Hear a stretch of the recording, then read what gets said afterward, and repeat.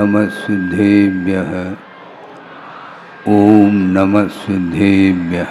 मंगलम भगवान वीरो मंगलम गौतमो गणे मंगलम कुंदकुंदाद्यो जैन धर्मोस्तु मंगलम।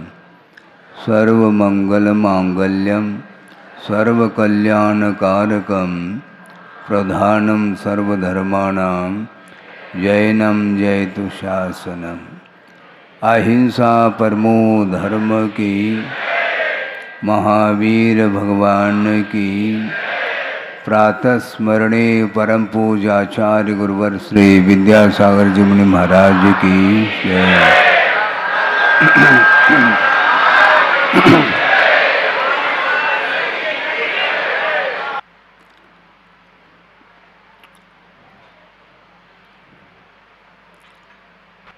सन 75 की बात आपके सामने रखी जा रही है,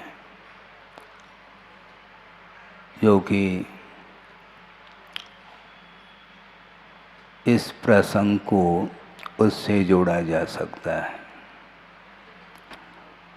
सन 75 में गुरुदेव का चातुर्मास यूपी में फिरोजाबाद में हो रहा था। उस समय उस संघ में मेरा भी प्रवेश हो चुका था।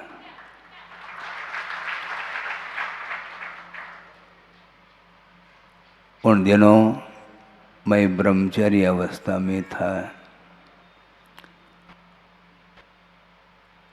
और शाब्दिक ज्ञान की अपेक्षा से सोचते हैं ना के बराबर भी मुझे ज्ञान आगम के तौर पर नहीं था। प्रारंभ हुआ था और गुरुदेव अध्ययन कराते थे। 3-4 ब्रह्मचारी थे, उसमें मैं था। और उस समय गुरुदेव प्रतिदिन प्रवचन विभिन्न विभिन्न विषयों पर बड़े मौलिक चिंतन के साथ देते थे। और एक दिन एक विद्वान आए और एक हाथ में ग्रंथ लेकर के आए थे और उन्होंने निवेदन किया कि भगवान, यह संकलित ग्रंथ है जिसका नाम समन सुत्तम है और उसका संकलन जिनेन्द्र वर्णी जी ने किया है। और हमारा भाव है इस ग्रंथ का राष्ट्रभाषा में अनुवाद आपके कर कमलों से हो तो जैन समाज के लिए बहुत बड़ी उपलब्धि होगी। उस समय गुरुदेव ने ये सारी बातें सुन ली और उन्होंने कहा, आपकी भावना अच्छी है, समय पर जो होगा देखा जाएगा। और उसी दिन से उन्होंने अनुवाद करना प्रारंभ किया और अनुवाद करते करते चातुर्मास निष्ठापन हुआ और निष्ठापन के पश्चात विहार करते करते बड़े बाबा के चरणों में आए, कुंडलपुर सिद्ध क्षेत्र। और जहाँ तक मुझे स्मरण है उसको वहीं पर उन्होंने पूर्ण किया। और पूर्ण करने के साथ साथ मूल ग्रंथ का नाम था समन सुत्तम और उसका उन्होंने अनुवाद आद्योपांत किया और उसका नाम रखा जैन गीता।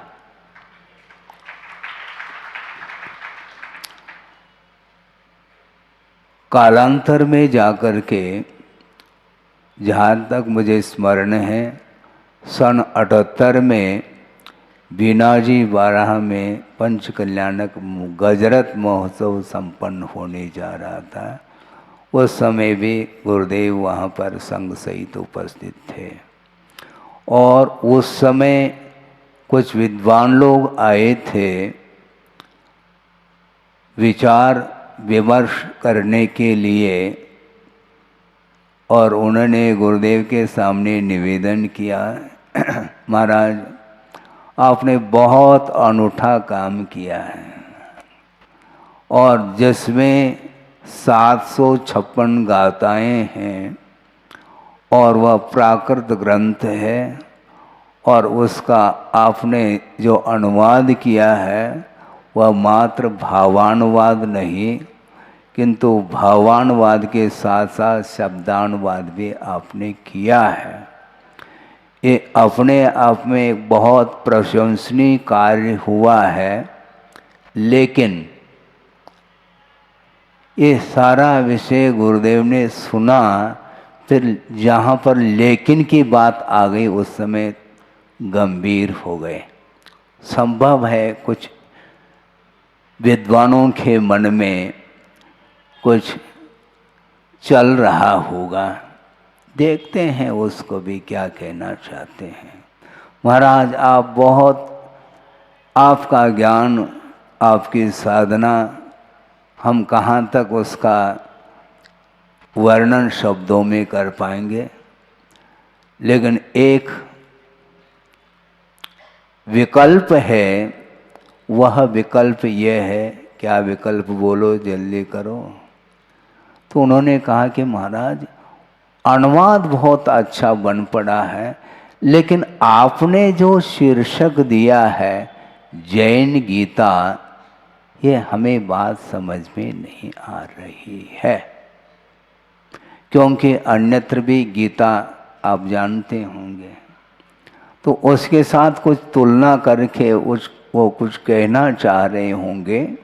तो उन्होंने ये कहा कि महाराज जैन और गीता ये हमें बात समझ में नहीं आती, इसमें इस शीर्षक में कुछ परिवर्तन हम चाहते हैं, जैसी आपकी इच्छा हो। हमने तो आपके सामने बात रखी। तो गुरुदेव ने कहा आपने अच्छा सोचा होगा, अपने बुद्धि से जो आपने सोचा वह अपनी जगह है, किंतु आप विद्वान हैं, आप तलस्पर्शी ज्ञान रखते हैं, तो गहराई के साथ आपको सोचना चाहिए था और बिना सोचे आप जल्दी कर गए, ऐसा हमें लग रहा है। क्योंकि जैन शब्द यह किसी संप्रदाय को सूचित करने वाला शब्द नहीं है, क्योंकि अहिंसा की अभी बात चल रही थी, उसी को इस प्रसंग से जोड़ करके और पुष्ट करना चाहते हैं। जैन शब्द यह जातिवाचक शब्द नहीं, किसी संप्रदाय को यह आग्रह कर रहा हो ऐसा नहीं, किंतु जिनका अर्थ क्या होता है, जिन किसको बोलते हैं, अनेक भव गहन विषय व्यसन प्रापन हेतुन कर्मारातिन जयति इति जनाः, ये जिन की परिभाषा है। अनेक भवों में, भवरूपे गहन जंगलों में जो दुख उत्पन्न होता है, उस दुख को प्राप्त कराने में कारणभूत जो कर्म है, उन कर्म रूपी शत्रु को जो जीतता है उसका नाम जैन है, उसका नाम जिन है, और जिन के जो अनुयायी होते हैं उसका नाम जैन है। विद्वान होकर के भी जिनत्व का परिज्ञान नहीं है, कम से कम शाब्दिक ज्ञान तो रखते हैं,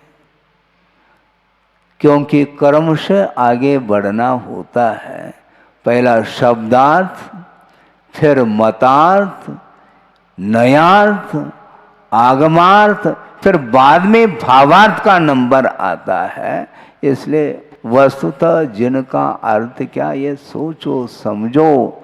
जो अनादिकालीन जो मोह की परंपरा चल रही है और 8 कर्मों में मोह राजा माना जाता है, उस मोह को जिसने पछाड़ लिया है, उस मोह को जिसने दग्ध कर दिया है, उसका नाम जिन है।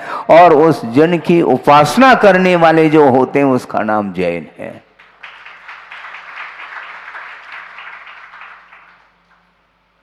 सोचो विचार करो कितनी गहराई है। जैन धर्म कितना विशाल हृदय को लेकर के सामने आता है, जिसके अंदर, जिसके हृदय में हमेशा अहिंसा के भाव ही बने रहते हैं। शब्दों के माध्यम से वर्णन करना, अहिंसा की व्याख्या करने वाले बहुत मिल सकते हैं और अच्छे साहित्यिक और परिष्कृत भाषा के माध्यम से भी वर्णन किया जा सकता है, किंतु हृदय जो है ना, वह इतना कोमल होना चाहिए। हाँ? आप जानते हैं इसको क्या बोलते हैं? मयूर पीछिका। ये किसके काम में आता है? यह उपकरण है, ये संयमोपकरण है, ये ध्यान रखो। और इसमें कोमलता है और कोमलता के माध्यम से ही जीवों की विराधना से हम बचा पाते हैं। अहिंसा बहुत सूक्ष्म तत्व है। अहिंसा का व्याख्यान बहुत विशालता को लेकर के है। अहिंसा का समर्थन कई लोग कर सकते हैं, किंतु अहिंसा की जो सूक्ष्मता का दर्शन करना चाहो तो मात्र जैन दर्शन में ही वह अहिंसा का सूक्ष्मतम दर्शन हम कर सकते हैं। एक प्रसंग रख दूं, पनागर का वह प्रसंग है, काफी समय हो चुका है, लगभग 87-88 का वह प्रसंग है। और आचार्य महाराज संघ के लिए कर्म सिद्धांत का अध्ययन करा रहे थे और उस समय संघ में क्षमा सागर जी भी थे और स्वाध्याय चलता था मध्याह्न में। और उस स्वाध्याय के दौरान क्षमा सागर जिज्ञासा रखी गुरुदेव के सामने कि आचार्य भगवान, यह मेरी जिज्ञासा नहीं, किंतु कुछ ऐसे वैज्ञानिक छात्र आते हैं जो आधुनिक युग के साथ अपने आप को संबंध जोड़ते हुए वो जिज्ञासा रखते हैं और उस जिज्ञासा का समाधान हम नहीं दे पाए हैं, इसलिए उनकी जिज्ञासा का समाधान आपके मुख से प्राप्त हो। तो गुरुदेव ने कहा, बोलो क्या है, भूमिका तो बहुत बना ली, क्या कहना चाहते हैं बोलो। कि महाराज वो आते हैं और वो भी जैन दर्शन को पढ़ते हैं, गहराई के साथ उनका भी अध्ययन निरंतर चलता रहता है और वे तार्किक हैं। उनकी जिज्ञासा ये है महाराज कि जो व्रती होते हैं वो प्रासुक आहार करते हैं। आप सुन रहे हैं? हाँ, थोड़ा रत्नगण श्रावकाचार्य का भी अध्ययन करो। समाचार अपने समय सार बहुत हो गया, आज समय सार का युग आ गया, ध्यान का युग आ गया, जगह जगह ध्यान के केंद्र खोलते चले जा रहे हैं, किंतु श्रावकाचार्य का जो विषय है और उसका अनुकरण कौन कितने परसेंटेज में कर रहा है, यह विचारनीय विषय है। और वह ये है कि व्रती लोग महाराज प्रासुक आहार लेते हैं, और जिसको आप लोग सचित्त त्याग प्रतिमा बोलते हैं ना। हाँ,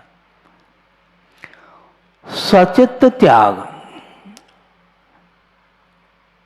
वनस्पति सेवन करने में आता है, किंतु उसको प्रासुक करने की क्यों आवश्यकता पड़ गई? क्योंकि उसको साग सब्जी जिसको आप लोग बोलते हैं, फल आदि, ये सारे के सारे प्रासुक करने के लिए हम चले जाएंगे तो और हिंसा ही तो होगी महाराज। हैं? उनका ये कहना था कि आप जैन दर्शन के अनुरूप वनस्पति में जीव स्वीकार करते हैं, ठीक है। जब वनस्पति में जीव है और उसको आप प्रासुक करेंगे तो सारे जीवों की विराधना आपके माध्यम से होगी। तो ऐसी स्थिति में अहिंसा का हम कैसा प्रचार प्रसार कर पाएंगे और अपने जीवन में अहिंसा के लिए कैसा स्थान दे पाएंगे महाराज? ये जिज्ञासा उन्होंने रखी है और इसका समाधान मैं नहीं दे पाया, इसलिए आप देंगे। तो गुरुदेव ने कहा बैठो शांति से, इसी का नाम तो विज्ञान है। वीतराग विज्ञान के माध्यम से ही अहिंसा की गहराई समझ में आ सकती, यदि समझना चाहो तो। एक क्षण के लिए तर्क को आप साइड में रखिएगा, क्योंकि आगम तर्क गोचर नहीं हुआ करता, ये कहा हुआ है। आगम अतर्क गोचर, तर्क गोचर नहीं, श्रद्धान का विषय है। आप तर्क मत करो, समर्पण भाव के साथ जिनवाणी को समझने का पुरुषार्थ करिए। हाँ, संयम बहुत, संयम के बारे में आपने सोचा, कभी सोचा है? संयम कितने प्रकार का है महाराज? अनुव्रत महाव्रत के पीछे से 2 प्रकार का है, ये तो सभी को ज्ञात है। दूसरे तरीके से हम कहना चाहते हैं, एक इंद्रिय संयम हुआ करता है और एक प्राणी संयम हुआ करता है। ये 2 प्रकार का संयम है, और मात्र प्राणी संयम के माध्यम से हम अहिंसा धर्म की आराधना नहीं कर पाएंगे, क्योंकि वस्तुतः देखा जाए इंद्रिय संयम का पालन जो कर रहा है वही वस्तुतः अहिंसा का पालन अक्षरशः कर सकता है, ऐसा उनका कहना रहा है। महाराज अभी भी बात स्पष्ट नहीं हो पा रही, धीरे धीरे स्पष्ट हो जाएगी बात।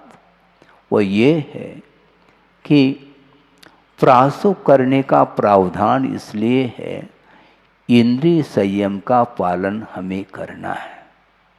और आप लोग फल है, अनेक प्रकार के फल हो सकते हैं। सेव फल भी है जिसको एप्पल आप लोग बोलते हैं, केला भी है, आम भी है, अमरूद भी है, अनेक प्रकार के फल हो सकते हैं। और उस फल का आप सेवन करते हैं। यदि प्रासुक करके सेवन करेंगे, एक आध कली आप खा पाओगे, आपकी बस की बात नहीं। हाँ, और बिना प्रासुक किए केले को छील छील करके आप यदि लेंगे तो न जाने कितने डजन खा जाएंगे आप। क्यों ऐसा? इसी का नाम है। और बॉईल करके, उबाल करके यदि लेंगे तो लेने के लिए टेस्ट नहीं आएगा, स्वाद नहीं आएगा, और स्वाद के पीछे ही हिंसा होती है, ऐसा उनका कहना था। आप लौकी का सेवन करते हैं, लौकी, कच्ची लौकी खाने में आती है? नहीं आती महाराज। क्यों? हाँ, क्यों मत पूछो महाराज। हाँ, क्योंकि आपने ही कहा था तर्क काम नहीं करता। आपने हमारे शब्दों को आपने लौटा दिया है महाराज। लौकी खाई नहीं जाती, तोरई खाई नहीं जाती कच्ची, परवल भी खाया नहीं जाता, भिंडी भी खाई नहीं जाती, बरबटी भी खाई नहीं जाती। हम ये पूछना चाहते हैं ककड़ी, हाँ महाराज ककड़ी तो खाई जाती है, हाँ, बल्कि ककड़ी को बिना प्रासुक किए और समझ गए आप, हाँ, नमक मिर्च इत्यादि के माध्यम से उसको लिया जाता है, तो वह फिर पता नहीं लगता कि कितना हमने ले लिया है। इसको बोलते हैं इंद्रिय असंयम, और इंद्रिय असंयम के माध्यम से ही हिंसा बढ़ती चली जाती है। प्राणी हिंसा से तो अपने को बचना है, किंतु साथ साथ जो इंद्रिय संयम है, भाव हिंसा है, उससे ऊपर जो उठता है वह वस्तुतः अहिंसा की सही उपासना करता है। आपकी भूमिका में वह अनुरूप वहाँ तक पहुँचना आपको कठिन लग सकता है, कठिन लगे ये कोई बाधा नहीं, किंतु वस्तुतः आस्था का तो विषय बना लो। चारित्र के क्षेत्र में कौन कितना आगे बढ़ सकता है, बढ़ रहा है, इसकी मैं चर्चा नहीं करना चाहता, किंतु वस्तुतः श्रद्धान का विषय क्या होना चाहिए, क्योंकि समीचीन जो श्रद्धान करता है, अहिंसा की परिभाषा को समझने का पुरुषार्थ करता है, वह आज नहीं कल वह धीरे धीरे अपनी शक्ति के अनुरूप अहिंसा के क्षेत्र में अपने कदम बढ़ा सकता है। सोचो, विचार करो, गुरुदेव की दृष्टि देखो, क्या हम और आपकी दृष्टि जाती है? अहिंसा का अर्थ केवल प्राणी संयम, वो तो है, किंतु प्राणियों की विराधना जो होती है वह राग के कारण होती है, ध्यान रखो।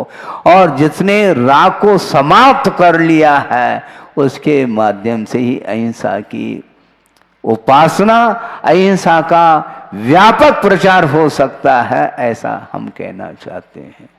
बात उनको समझ में आ गई कि आचार्य महाराज क्या कहना चाहते हैं। कितना सूक्ष्म विषय है, आम जनता की दृष्टि उस ओर नहीं जा पाती है। इसलिए मैं ये कह रहा था, जिन्होंने मोहनी कर्म को दग्ध कर दिया है, राख राख कर दिया है, वही अहिंसा का उपासक माना जाता है। अनंत काल से मोह के चपेट में आकर के राग द्वेष की प्रणाली निरंतर चल रही है, और फिर भी वह सोचता है कि मैं बहुत अच्छा आनंद का अनुभव कर रहा हूँ। संभव नहीं है। सोचो, विचार करो।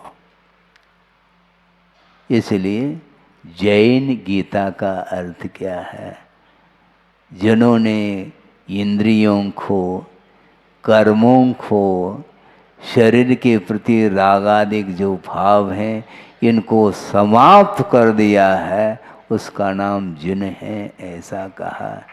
केवल ज्ञान को प्राप्त करना चाहो तो आपको मैदान में आना पड़ेगा, ये ध्यान रखो। भवन में रह करके हम साधना करना चाहते हैं। एक प्रश्न आपके सामने रख रहा हूं और उनकी दृष्टि देखो। आचार्य महाराज कहते हैं, वर्तमान का जो मोक्ष मार्ग है वह कैसा है?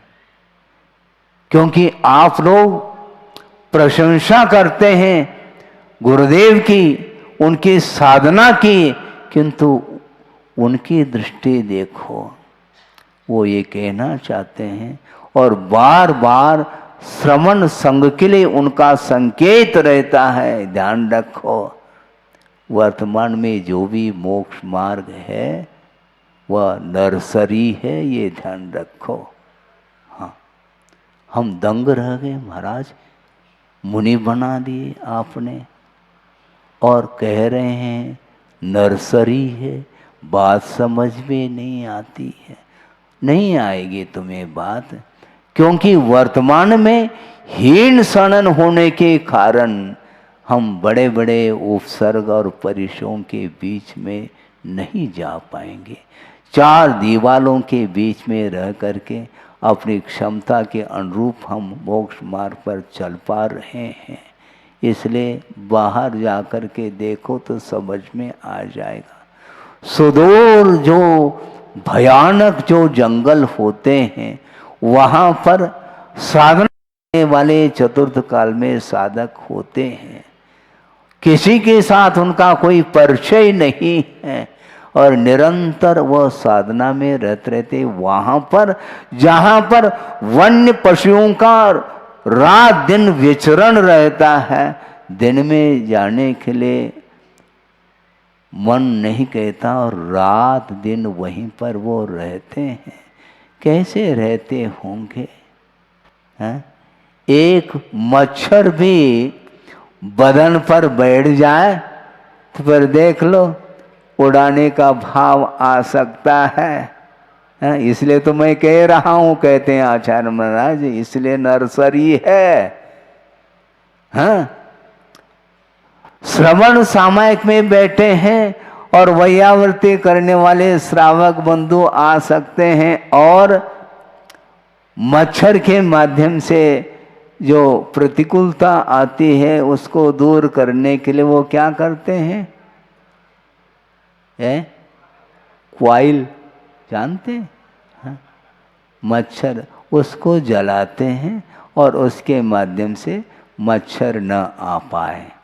तो आचार्य महाराज कहते हैं छोटे से मच्छर के प्रतिकार के लिए तुम क्वाइल जला रहे हो और सामने यदि शेर आ जाए तो कौन सा क्वाइल जलाओगे तुम?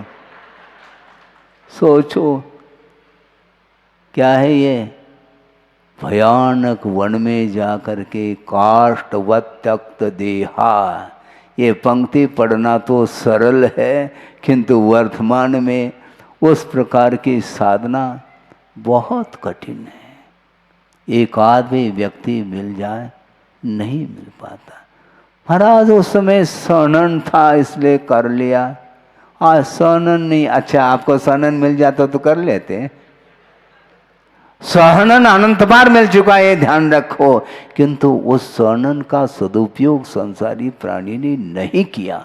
मोक्ष प्राप्त करने के लिए जो उत्तम सहनन चाहिए है, वज्र वृषभ नाराज सहनन, वह अनंत बार तुमने प्राप्त कर लिया, किंतु वो सहनन के माध्यम से मोक्ष प्राप्त नहीं किया, बल्कि उसी सहनन के माध्यम से सप्तम नरक पहुंच गए हैं। ये ध्यान रखो। सहनन क्या काम करता है? काम करता भी है, दोनों क्षेत्र में काम में आ रहा है। पतन के क्षेत्र में भी वही सहनन काम में आ रहा है और उत्थान के लिए भी वही सहनन है। सहनन एकमात्र बाहरी निमित्त है, किंतु वस्तुतः भीतर यदि वैराग्य के भाव जागृत होते हैं, वही व्यक्ति बाहर निकल सकता है। सुकमाल की कथा आप पढ़ते हैं, कई बार पढ़ चुके हैं महाराज। हाँ, खाली पढ़ चुके हैं, पढ़ना मात्र पर्याप्त नहीं। एक राई का दाना चुभ रहा है और उनके पास भी वह उत्तम सहनन है। बंधुओं, राई का दाना क्यों चुभ रहा है? सहनन तो है ना, सहनन है, किंतु अज्ञान जब तक पलता रहता है तब तक वह शरीर के प्रति ममत्व भाव समाप्त नहीं होता। और जिस समय उनको वैराग्य उत्पन्न हुआ, उन्होंने डिंडोरा नहीं पेटा, ये ध्यान रखो। उन्होंने कोई एडवर्टाइज नहीं किया मैं जा रहा हूँ, मुझे जाना है, जिसको जाना हो वो जाए और बिल्कुल मध्य रात्रि में उठ करके और सारे परिवार के लोग शयन कर रहे हैं और उनका मन नहीं लग रहा है। उन्होंने सोचा अभी तक जो जीवन व्यतीत किया वह अज्ञान का परिणाम रहा, अब मुझे ज्ञान प्राप्त हो रहा है और उसके माध्यम से, उस ज्ञान की किरण के माध्यम से मुझे जल्दी बाहर निकलना चाहिए, नहीं तो अंधकार चारों ओर फैला हुआ है। और वो क्या करते हैं, हवेली कई मंजिला है खंड और वहाँ से नीचे उतरना है और किसी को जानकारी भी नहीं मिले, इस प्रकार उन्होंने सोचा। बिल्कुल किसी को जगाना नहीं, क्योंकि मैं जग गया पर्याप्त है, दूसरे मेरे निमित्त से जग जाए तो अच्छी बात है, मुझे तो यहाँ पर अब एक क्षण भी नहीं रहना। और उन्होंने क्या किया, साड़ी है हथकरघा की, हाँ हाथ, यही तो है हथकरघा की साड़ी, कई साड़ी आपस में जोड़ करके उन्होंने नीचे छोड़ा और गांठ बांध करके उसके सहारे, उस हथकरघा के साड़ी के सहारे नीचे उतरते चले गए, किसी को भी कानो कान खबर नहीं, और निकल गए, कड़ गए। हाँ, राई का दाना चुभ रहा है, हाथ लोलहान हो रहे हैं उसके सहारे नीचे उतरते समय, किंतु जैसे तैसे उतर करके निकल गए और राह पकड़ ली। कौन सा, मोक्ष पथ मिलता धीरे धीरे, आप लोग भजन भी बोलते हैं, बहुत पुराना भजन है। तो वो मोक्ष पथ पर आरूढ़ हो रहे हैं और जंगल की ओर निकल रहे हैं और वहाँ पर एक मुनि महाराज का समागम होता है। उनके चरणों में अपनी व्यथा कथा सुनाई कि महाराज संसार की जो कथा तो हम नहीं कह पाएंगे, क्योंकि आपके द्वारा ही मुझे स्वरूप बोध हो सकता है संसार का, इसलिए हमें वैराग्य हुआ है। यह वैराग्य कहें स्मशान वैराग्य जैसे न रह जाए, इसमें स्थायित्व हो, इसलिए निरंतर वैराग्य के परिणाम हमारे बने रहें। इसलिए मैं आपको खोजता हुआ आया और आप मिल गए। मेरा बहुत बड़ा तीव्र पुण्य का उदय समझता हूँ, नहीं तो चारों ओर अंधकार तो फैला हुआ है। जल्दी से जल्दी आप हमें महाव्रत दे करके उपकृत करिए। इस प्रकार कहते ही उन्होंने दीक्षा दे दी। और दीक्षा, उनकी उम्र कितनी थी, 3 दिन है ना, 3 दिन की उम्र शेष है, और कमाल कर दी उन्होंने। और भयानक उपसर्ग हुआ, किसका, हाँ शालिनी अपने बच्चों के साथ भक्षण कर रही है और शांत बैठे हैं, वो भक्षण करती चली जाए निरंतर। एक मच्छर बैठ जाए तो मन नहीं लगता, एक मक्खी नाक के ऊपर बैठ जाए फिर देख लो आपका उपयोग लगता है क्या। बार बार उसको उड़ाने का भाव आता है, किंतु काष्ठवत् त्यक्त देहा, लकड़ी के समान बिल्कुल अडिग रहे। और 3 दिन तक भक्षण होने के बाद भी परम शुक्ल लेशा के माध्यम से सर्वार सिद्धि पहुंचे हैं, ऐसा उल्लेख मिलता है। सोचो विचार करो, इसको बोलते हैं अहिंसा परमो धर्म की जय। मात्र जय बोलने मात्र से नहीं होगा कि वस्तुतः अपने शरीर के प्रति कोई भी परवाह नहीं, किंतु मेरे मन से, वचन से, काय से किसी भी प्राणी की विराधना न हो भगवान, यह महाव्रत हमने अंगीकार किया है। अब मेरा उपयोग, अब गाड़ी रिवर्स नहीं होगी। भयानक उपसर्ग होने के उपरांत भी अडिग रहे। कितनी आस्था, कितना समर्पण भाव अहिंसा के प्रति, सुनते ऐसा लगता है धन्य है उनका जीवन।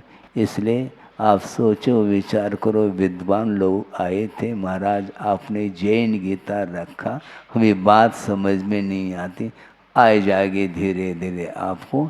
ये जिनकी व्याख्या की है और गीता का अर्थ 2 मिनट में आपके सामने रखूं, जिन तो समझ में आ गया क्या नहीं? जो जीतता है वह जिन है, दूसरे को नहीं जीतना है। हम युद्ध में खड़े हो जाते हैं दूसरे के साथ मुकाबला करने के लिए नहीं, जो अनंतकालीन कर्म की जो श्रृंखला है उसको तोड़ने के लिए हमें कर्मों के साथ युद्ध करना है। और गीता का अर्थ क्या? गी का अर्थ वाणी, हाँ, और ता का अर्थ होता है भाववाचक। वाणी का जो सार है उसका नाम गीता है। और जैन गीता, जिनेन्द्र भगवान की जो वाणी का सार है वह जैन गीता है। इस प्रकार जब गुरुदेव ने विद्वानों के बीच में व्याख्या की तो विद्वान अपने आप को धन्य मान रहे हैं। महाराज हम तो आपके सामने कोई ज्ञान नहीं रखते हैं, हमारा ज्ञान तो उथला है, गहरा आपका ज्ञान है, आपके माध्यम से हमारे ज्ञान नेत्र और खुल गए, इसलिए हमारी गलती हो गई। हम अपने दृष्टि से देखते थे किंतु व्यापक दृष्टिकोण आपकी रही है। इसलिए इस प्रकार अहिंसा के क्षेत्र में भी हमारा व्यापक विचार दृष्टिकोण होना चाहिए। हृदय में यदि विशालता आती है तो निश्चित रूप से आत्मा का कल्याण होने में देर नहीं लग सकता, बहुत ही जल्दी हम आत्मा का कल्याण कर सकते हैं। और अपने माध्यम से जो कल्याण करना चाहता है उसके प्रति भी उपकार की दृष्टि से, करुणा की दृष्टि से, अनुकंपा की दृष्टि से उसके साथ हमारा व्यवहार अहिंसात्मक व्यवहार हो और उसके माध्यम से आत्मा का कल्याण हो। अहिंसा परमो धर्म की जय। बोधि समाधि परिणाम शुद्धि स्वात्मोपलब्धि शिव शोक सिद्धि चिंतामणिम चिंतित वस्तुदाने त्वां वंद मानस्य ममास्तु। परम पूजा आचार्य गुरुवर श्री विद्यासागर जी महाराज की।